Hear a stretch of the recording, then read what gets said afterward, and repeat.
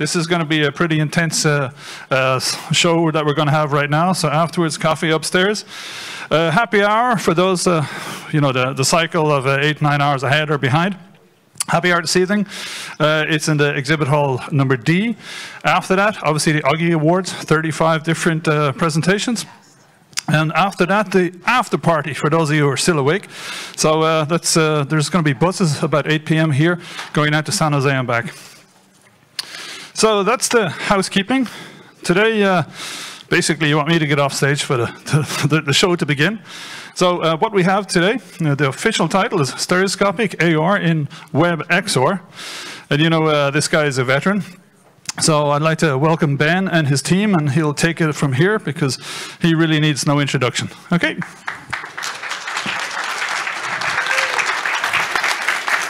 Hello. Check, check. Hello. Hi, everybody. I'm Ben Irwin. Hello, AWE. Thank you for being here. We have a really interesting show that we have been working on all summer here. First, I want to thank all the people who have organized AWE. Orion Bar, you're an inspiration, having brought this community together. We love this community.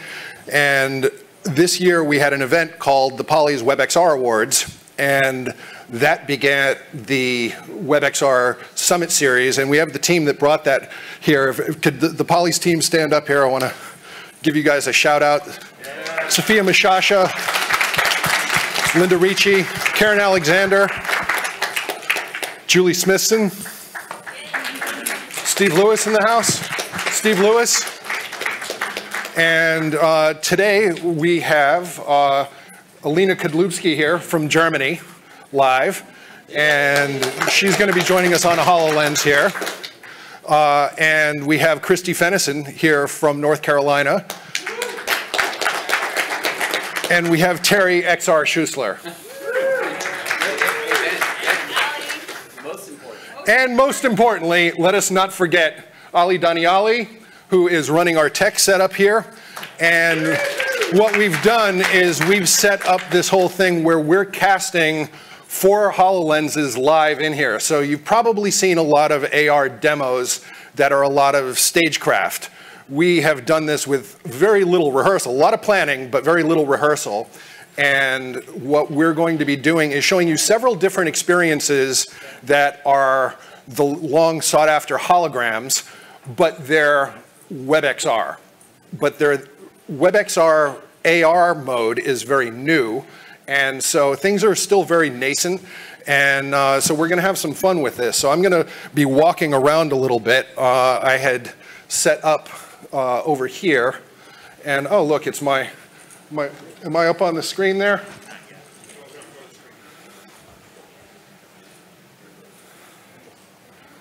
So 1 second.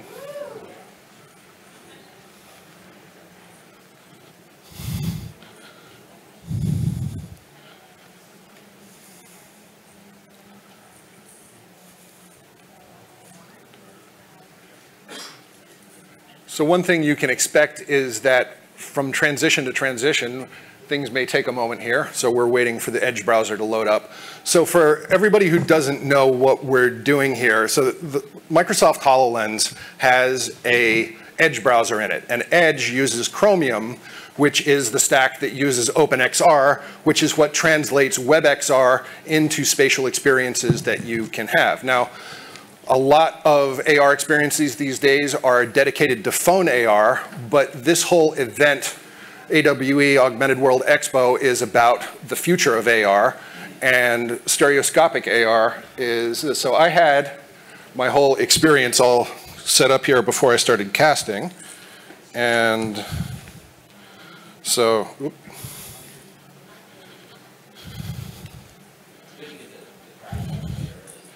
Absolutely.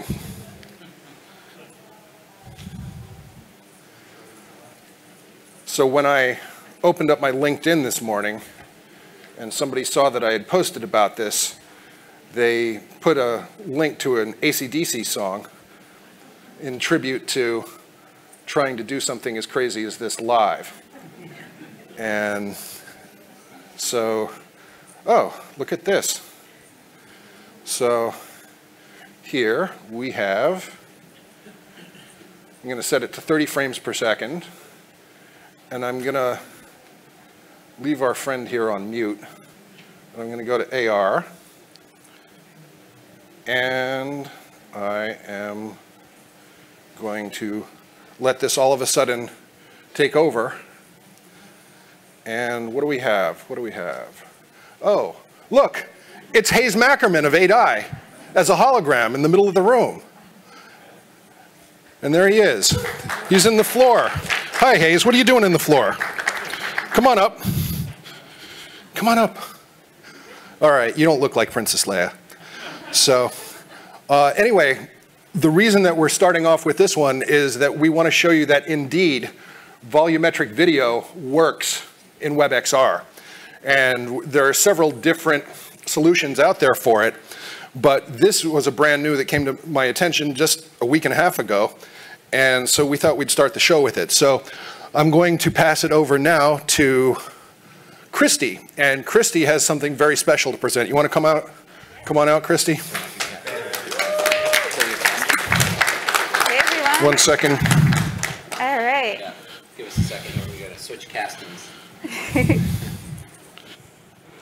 So I am Christy, and I am an instructional media producer at UNC School of Medicine IT, focusing on XR, and then also a world builder for social VR events with my partner, Kaz, Austin Kane over there, running around with the camera. And ready to cast? Yeah.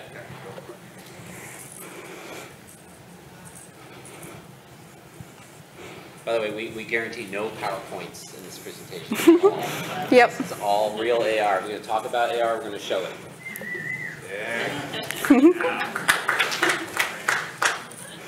Just waiting for my casting menu to pop up. Kicking. Here we go. Okay. Yeah. There we go.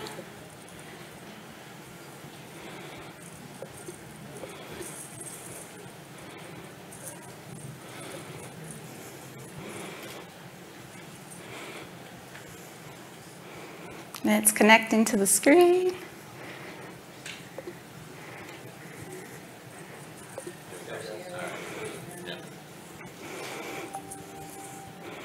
All right. So I got the call at the end of the week last week to come. I had no idea I was going to be here, so Ben gave me a call. Come on, because our good friend Alina wasn't able to come in person, but she will be joining us later virtually. And I really quick took our conjunction machine. I had built this and put it in our Poly's WebXR Awards world in VR, and I was like, all right, we need to bring this into WebXR and show it. So this here is animated, and it's correct relative to each other, the planet's rotation around the sun.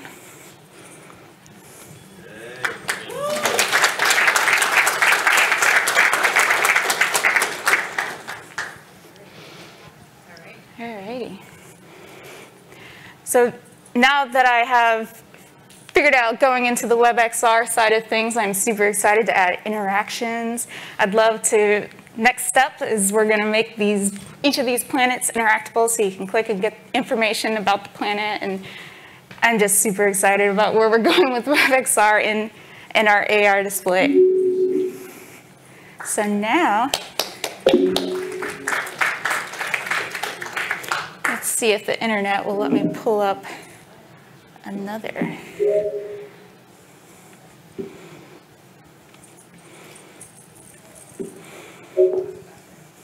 I know, exactly.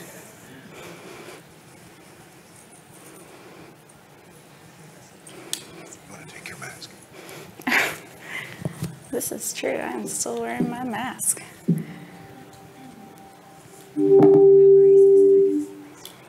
Here we go. And here's a Kinetic Sculpture. Made this in Blender and animated it in Blender. And the fun thing about it is it's really relaxing to look at, and it feels, out of this world, but it's actually something that you could make in the physical world too. Each of these, you can see the S shape, and they're just rotating along their axes.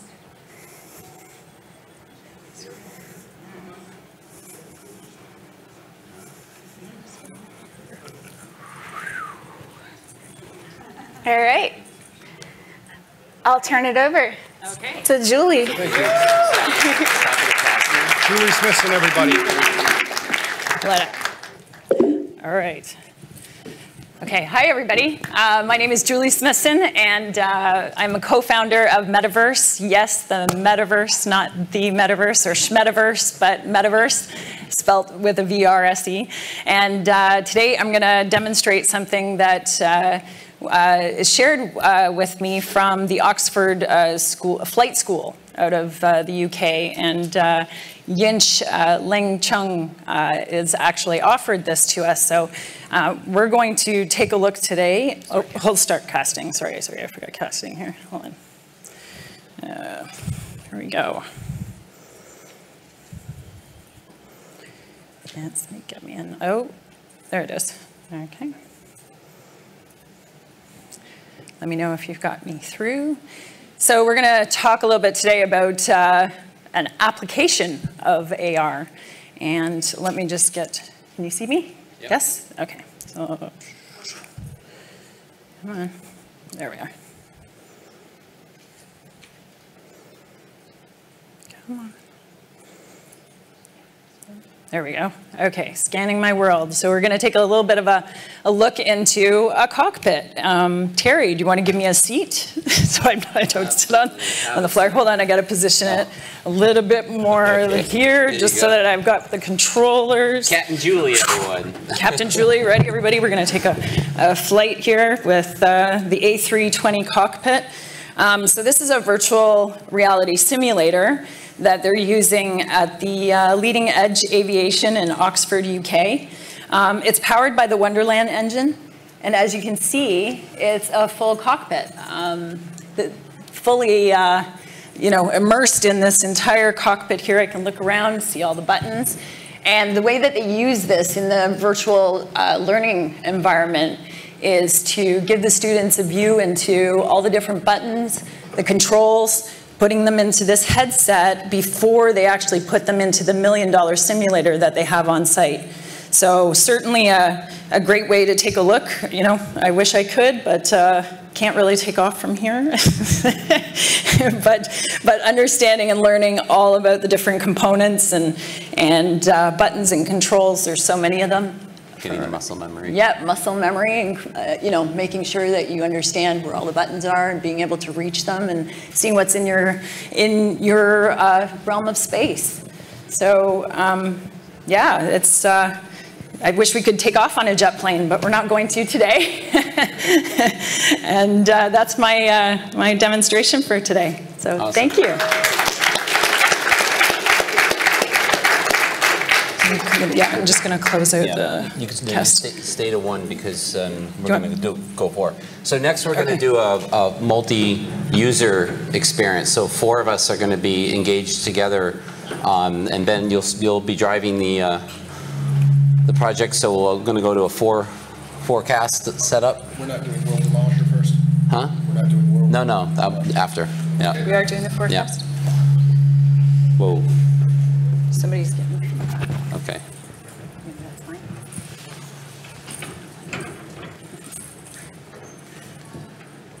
Is Ben starting? So Ben, why don't you talk a little bit about what we're using to get this demonstration set up? What software? I shall. Which should I connect to here? Oh yeah. We're all in one. No, your normal one. Yeah. Okay. Am I casting? It didn't give me the prompt. Yeah, exactly. Actually, I'm going to stand up now. And by the way, while we're getting set up here, it's really important to note that while we're using HoloLenses for the purposes of this presentation, this is not about the HoloLens. This is about the value proposition of using the web as a conduit for delivering immersive experiences. So the same experiences that we're showing you right now on the HoloLens also work on the Magic Leap, they work on the Unreal, they'll work on a range of different devices, and that's really important. To be able to have this way to deliver through the web these interactive experiences without worrying through the particularities of development for just a specific device. So it kind of commoditizes and democratizes access. And then you can still, of course, lean into the specific devices and their hardware functionality to create unique, experiences that really leverage the value of those. But today, for the purposes of convenience to make Ali keep his hair, we decided that we're going to stick with one device consistently being streamed. So who? Yeah. So right, Christy, were you? I'm sorry. You're 1. I'm 3. Christy, you're normally connected to 2, right? I can connect to 2. Yeah. And then Ben, you'll be HoloLens 4. Okay. Yeah. Perfect. Okay. Here we go.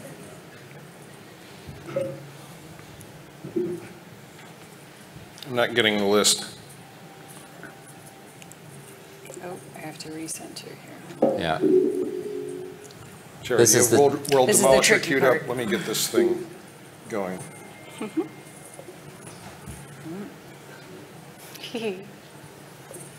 We actually think that the carpet is giving us a bit of feedback because it's such a crazy carpet. Yeah. These things matter. Oh, Yeah. I'm not. Hey, Terry. Here, let me take this Yeah, out. we're Terry, gonna have to get that chair. Can you go with World Just don't wanna Demolisher? fall I back. can't. My Okay. I'm, What you can't? so We're is up- that we're Ben's? up. Oh, that's Ben. Terry's head in my screen here. Yeah. Hi, Terry. Yeah. Oh no, that's Ben. I see Ben. Ben, you're in it. Your head's in the middle. Yeah. If anything, we'll provide you a show today. Okay, guys. So what we're doing is we're using a software platform called Flow Immersive, and it's a awesome data visualization platform that allows us to create 3D data visualization. And that really matters because sometimes, like you may have experienced in the past with a spreadsheet that's three-dimensional in nature and rotating through pivot tables, the data structure so that you can see it from a different point of view. We can do the same thing three-dimensionally in visualization and allow that to be a collaborative experience, learning, getting insights from the data, and even exploring together what if scenarios by manipulating the data points that are being presented three-dimensionally. So that's what's really powerful. I think the creator of Flow is here, Jason Marsh. He's been helping us a lot. Thank you so much. Thank you, Jason. So whoever's in the upper left corner. That's me. Okay. I still have Ben's head in the middle So of my screen. one thing that I see Ben. Jason kindly did is he took still photos of ours and used our face shots to create simple head avatars so we have a sense of presence. And this is really important on, that utilizing immersive technologies, we're able to create a sense of presence with each other. We see this in now I can see Christy. I can see you, Christy. In the Zoom environments in a 2D way through video, but this sense of physical presence is like we're together on the stage, but we're not. We can be elsewhere and still have that sense of being in the same room and collaborating together, interacting and learning together. So that's really what we're really excited about showing you here, all running through a browser, all running on a range of devices. So that's not what the future will be. That's the value today. And so stereoscopically, having this ability to walk around spatially and see the data from different points of view or manipulate the data and change the point of view that we have or interact with the data elements in the 3D graph, that's what's really important. All right. So Alina's in here too, and you can see Alina. She's down on the computer in there. Unfortunately, she was supposed to be on stage with us, but she's actually calling in from Germany, but she's in our scene here. You can see, if you look at my screen, she's actually part of this experience. So no matter where you are in the world, you can share experiences now, especially when you're doing something like this in the HoloLens and in mixed reality, where you can share the data. We can all take a look at it. And I'm almost in. My head hopefully will be free there of we the go. nap soon. Yeah. There we go. I'm Now coming in as well. That's pretty cool. That's pretty awesome. Somebody want to walk around through that because that's pretty cool. Yeah. Oh, I lost. I'll be in a moment. Yeah. Good thing Comcast didn't go down 5 minutes ago, right? There we go. The total electric industry average. Just price. remember when that goes down, then you go to telecoms like T-Mobile and you get 5G connectivity and we provide value, right? Okay. There you go. There's the solar addressable market. Shout out for Team Magenta. There we go. There's Terry. Yeah, I'm coming in. You're in. All right. Yep. So I'm back in. There's Terry. Beautiful. There you Here go. we go. Now I'll recenter it relative for me so that I am not in the middle of the graph. Yeah.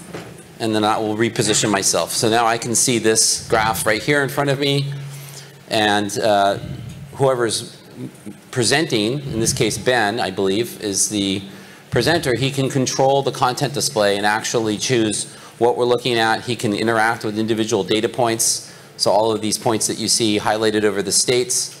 And then Ben, since you're an expert on solar power, why don't you share a little insight into these graphs and educate us? So last Christmas, around that time, I did a project using Flow and the Flow editor that my client, Dan Deuce, who is a solar industry executive, asked me to put together an experience so that he could go through all of the solar industry data. Now, I'm not getting my hologram here.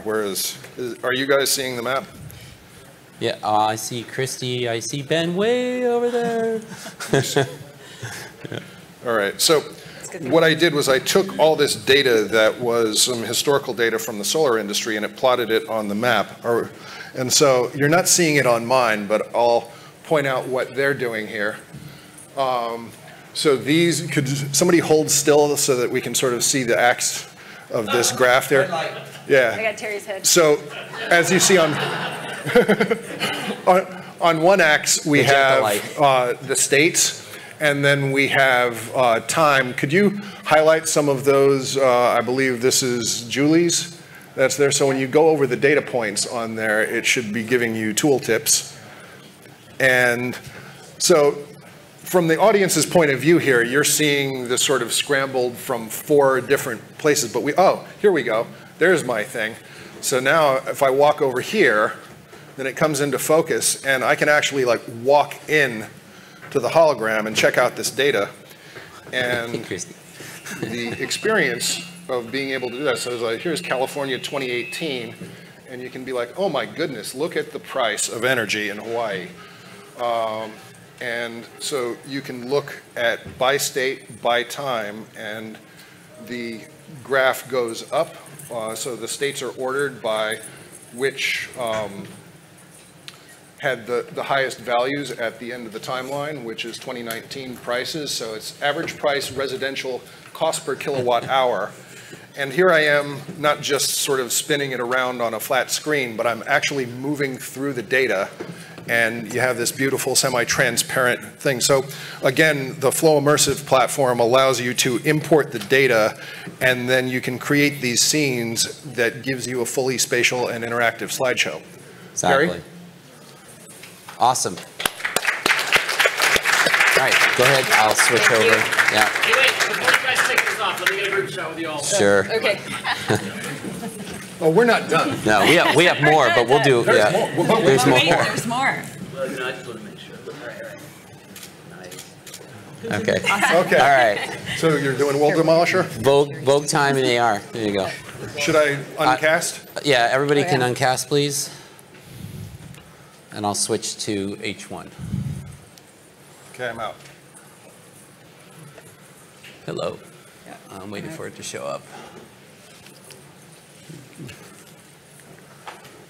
Close that up. That's a random window I left open earlier. Oh no, mine's still. Okay. Beautiful. All right.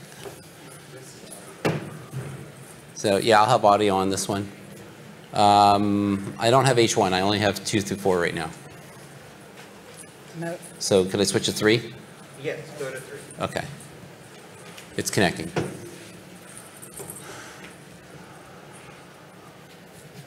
Can you switch it over on your end? Super. So while he's getting that going, I'll tell you a little bit about what I'm going to show you. So what we're trying to do here is show you a vignette of different types of use cases, all of which have value being presented stereoscopically in AR. Some of these use cases could be modified to take in the details of the environment. So we could look at the geometry of the room, and we could scale the art piece to fit perfectly and center it relative to a specific ceiling or other aspects of the room that we're in. So we've looked at, a different set of content that are things that, you could certainly look at on a mobile phone, but they're not the same, right? Because you don't really kind of feel that sense of immersion when you're looking at a tiny little display on a phone versus this nice field of view. Even 50 degrees field of view is significantly better than roughly the 5% field of view that you get looking through the camera on a phone on a tiny display, right, in terms of the real world. So that's really the point, is to create this sense of immersion. First, your digital presence with each other, and then your presence within the experience itself matters. So what I'm going to show are two things here. So first is, just because we haven't really gotten into creating, the entertainment side of things from a gaming point of view, I'm going to take us into a game called World Demolisher, or World's Demolisher. And this game, Ben, tell me again the creator of it. Source Scoot, Tim Cook made it. Great. He is a prominent WebXR developer. That is a weird problem. That is a weird. Okay, I'm not sure why that's not firing up, but I can always do it manually. I might have to launch the Edge browser again. That's weird. Oh, go away. Okay. You should have been here for the setup. Oh, yeah. They say we haven't been rehearsing, but I've slept 4 hours in 4 days, so I don't know what they're talking about. I have to, there we go. This is our idea of a website. Using Google Slides. All right. I'll go to present, and so one of the other aspects of this kind of user experience is that it's important to have fun and to leverage other aspects of sense. So in this case, we're going to talk about utilizing your body as an interaction device and creating an interactive gaming experience. We're also you're going to hear audio. Unfortunately, the transition of the audio coming from here into the AV system through our complicated setup, it gets kind of muffled. So I apologize for that.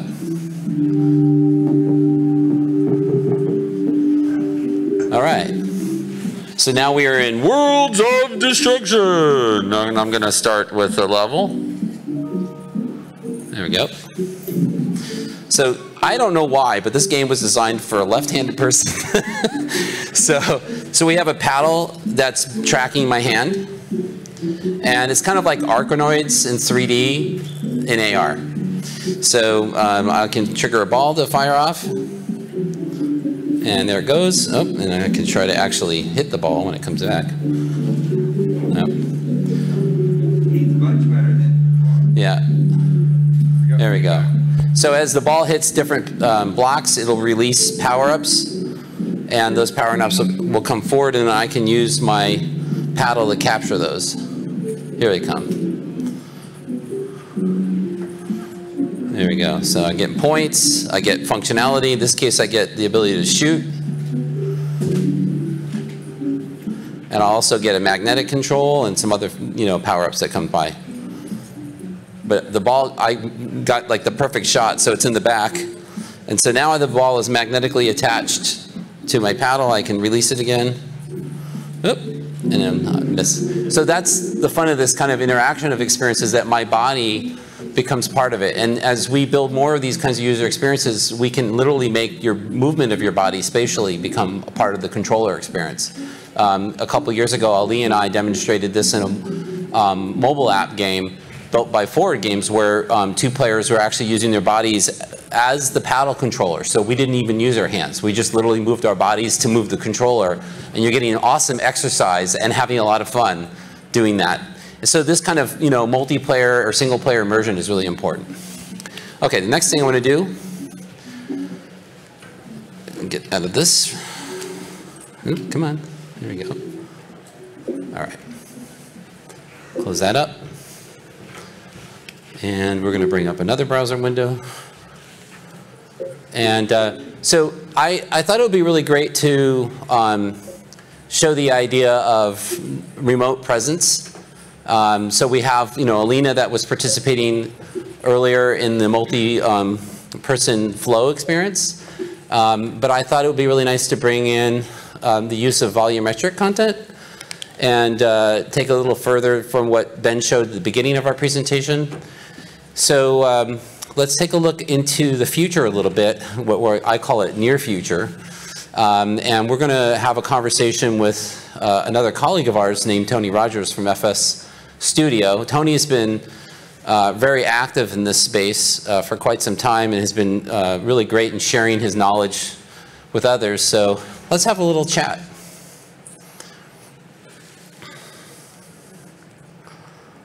Yeah, there we go.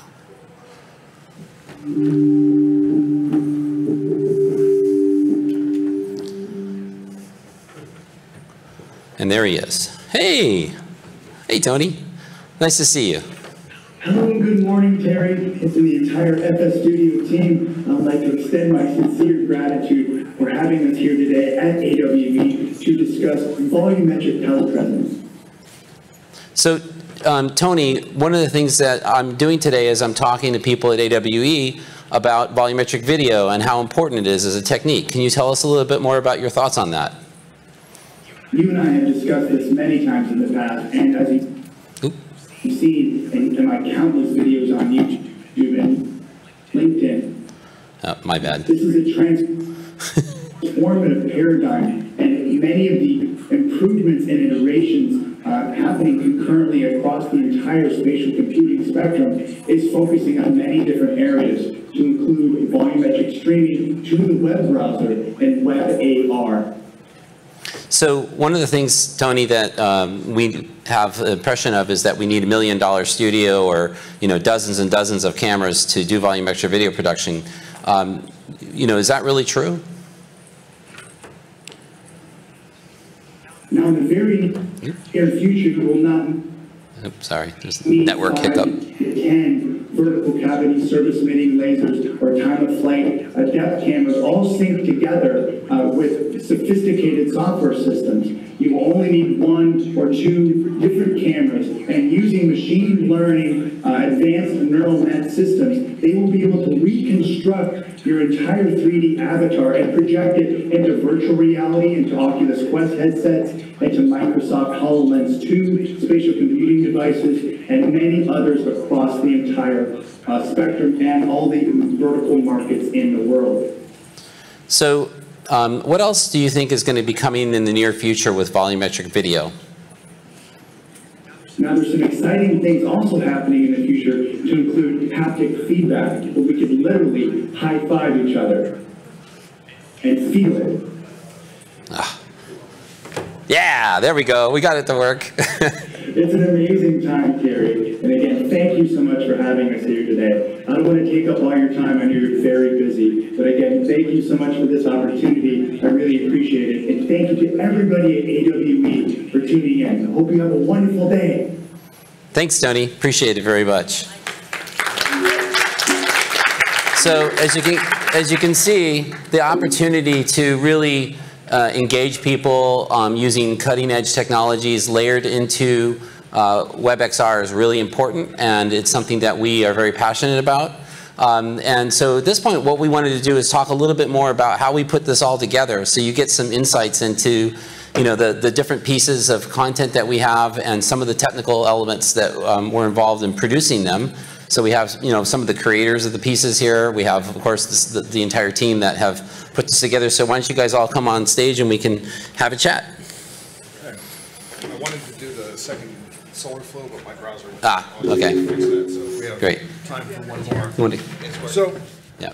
The idea here is that we wanted to share the stereoscopic part of AR, and that the devices that we have are still very nascent in terms of the ability to load and project the holograms. And as Terry said, it's not about the HoloLens necessarily, because we were testing the Magic Leap, as well as Nreal also now has the WebXR inside of the Nebula, which isn't out yet.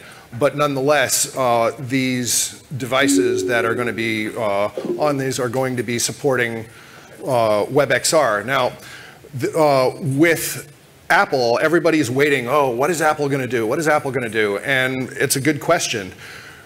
The reason that Apple's always sort of done things their own way and taken their sweet time, but earlier this year they announced that they're in development on WebXR for Safari, and inevitably Safari will have an Apple Glass. And so there's a whole stack that goes behind WebXR, which includes WebAssembly, and ultimately WebGL2, which is a Cronus Group standard, is going to become part of WebGPU, which is sort of a pseudo WebGL3.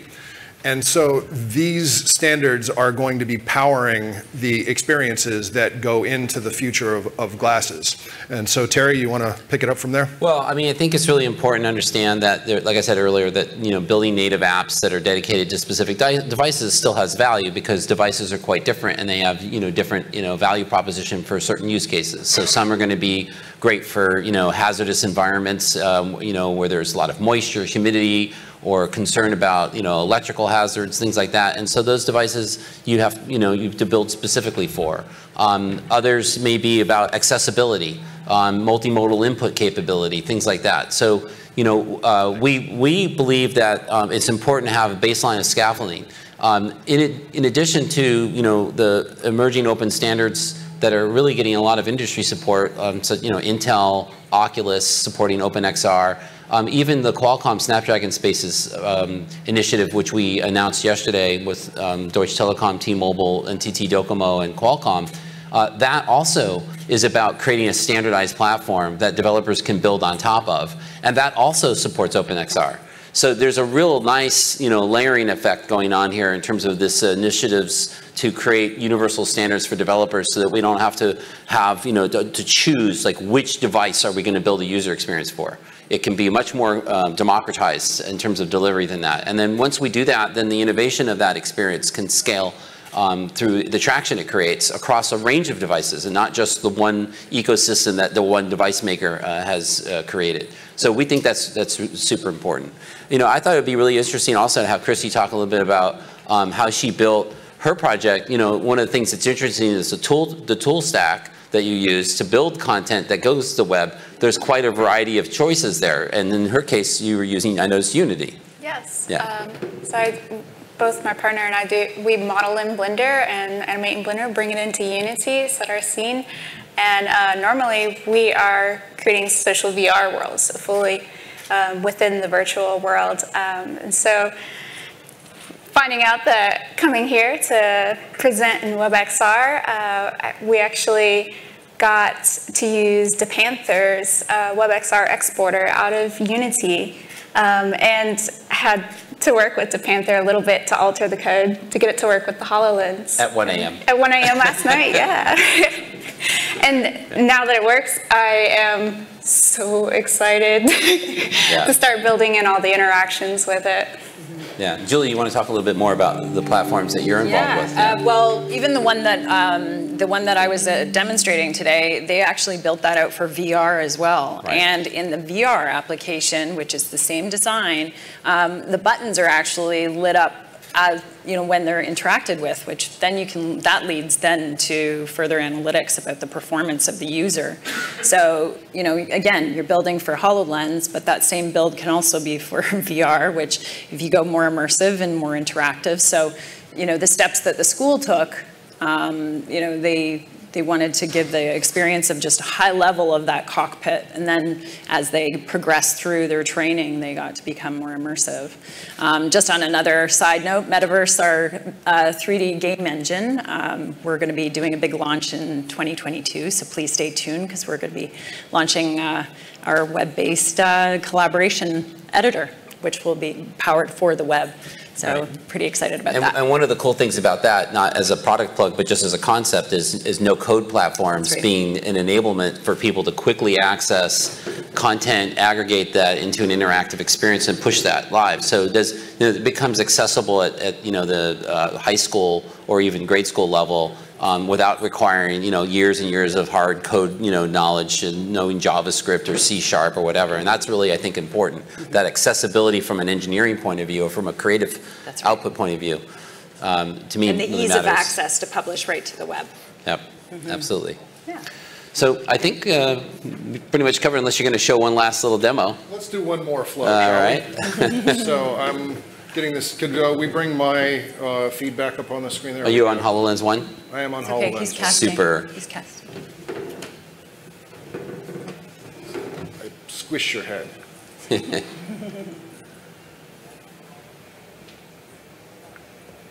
Magical enter XR. I know.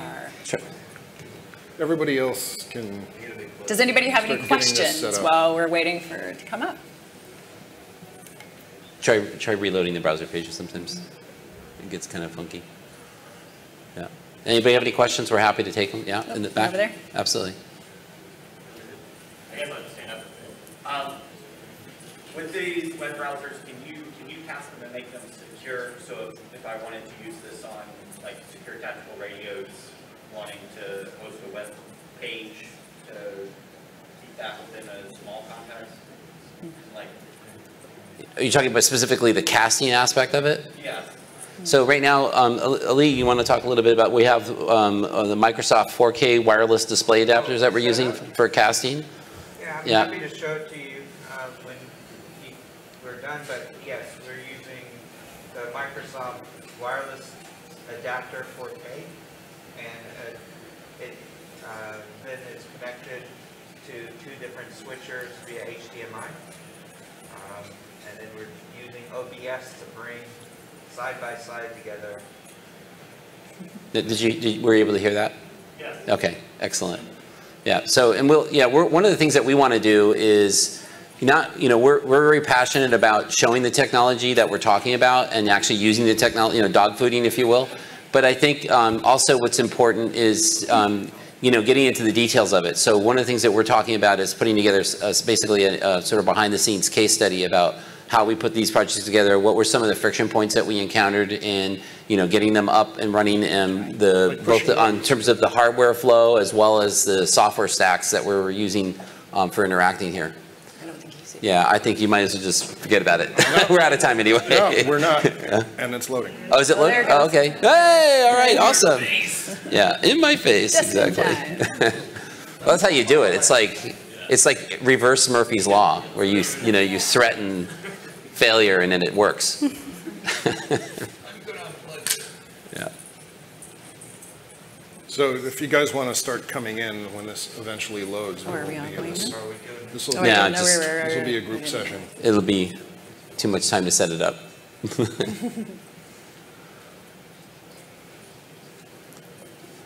Just a quick comment. Yeah. Thank you for using the technology to show us why we're here. Yeah. Yes. Appreciate it. You're welcome. We actually talked about how.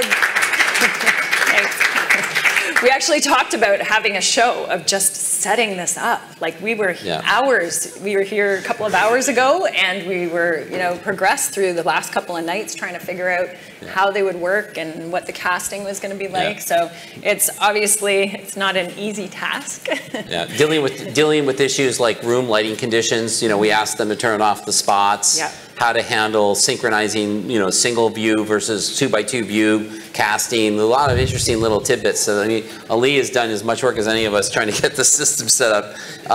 But yes, I appreciate what you're saying, because for me, when I came to AWE the very first year, I was frustrated that I was getting PowerPoint decks, and I see more realization of the technology and the presentation of it now than I used to. But I made it my mission at that point that I will not come on stage unless I'm using the technology I'm talking about. Mm-hmm. So I think we all came together with that mission in mind for this panel. Mm-hmm. Absolutely.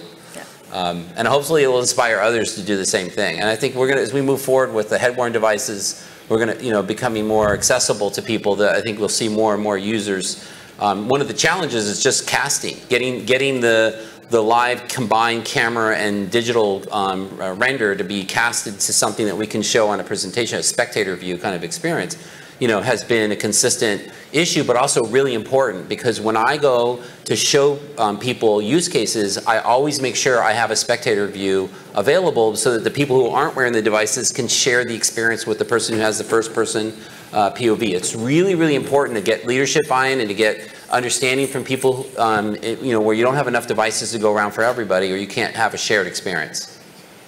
Yeah. So Jason, glasses. this is your work here. Do you want to speak to what we're looking at here? Jason? Yeah, it's a little on the side. Yeah, it is a little on the side. So I'm a little wonk. There you go. Stay like that, Ben. Stay like that. Yeah. all right, good. Ben is literally talk about surfing the data. Yeah, I already did. The core idea here is that looking at a stock portfolio is really two aspects you would want to understand. One is how has each stock performed, and how has that changed the weighting of your portfolio over time? So those green bars going up there, that's basically Tesla stock. And it's Tesla weighting. You can see the bar, it keeps widening as it goes up the chain there, and it's taken over the portfolio. It started out as 5%, and at this point it's like 20% of the portfolio. So being able to see those, you wouldn't start with this particular view. I don't know if you can go back a few steps, but by building into this kind of visualization, you're getting more than one dimension at a time. And particularly in like a registered investment advisor meeting, instead of looking at 80 PowerPoint slides, each one saying, oh, this stock did this stock did that, being able to bring those different perspectives into a single view makes for a much more efficient conversation and helps your audience, your customer in this case, build a better mental model of these multiple dimensions. And one glance at that and talking through that, oh yeah, we don't want to sell Tesla stock because it's doing so well, but we really have to reduce the risk and to get to that result really quickly in this conversation. Yep. Amazing. All right, well, we're out of time, so thank you guys so much for coming. Thank we you, appreciate your everyone. engagement.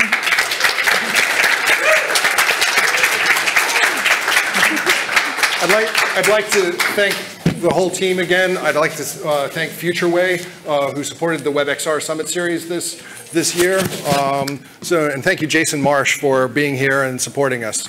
And Alina from Germany. There she is. Hey, Alina. Christy Fennison, Julie Smithson, Terry XR Schussler. Thanks for coming, everybody.